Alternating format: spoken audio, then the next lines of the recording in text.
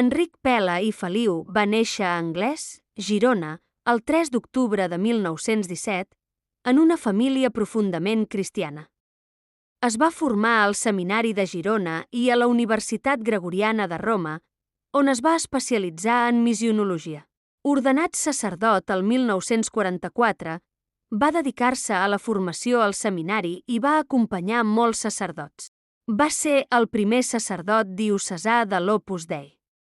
L'any 1957 marxà al Perú i treballà a la prelatura recentment creada de Yauyos, on fou vicari general durant 11 anys.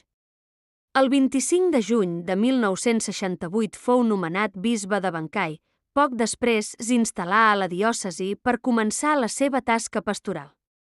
A Bancay va prioritzar la formació dels sacerdots. Va fundar el Seminari Major Nuestra Senyora de Cucharcas, 1977, i el Seminari Menor Sant Francesc Solano, 1980, i va obrir aquests centres a seminaristes d'altres diòcesis.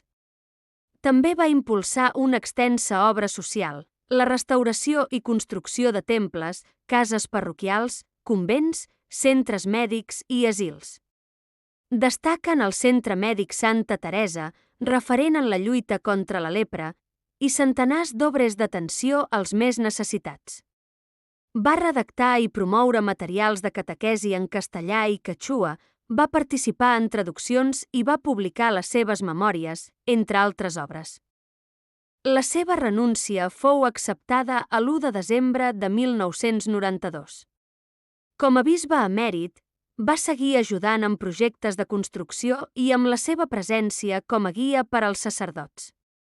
Monsenyor Enric Pela va morir el 19 de juliol de 2007.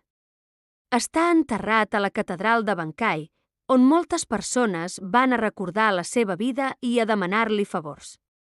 La seva trajectòria destaca per la combinació de servei pastoral, formació de sacerdots i una gran obra social que va transformar la vida de la regió d'Apurímac.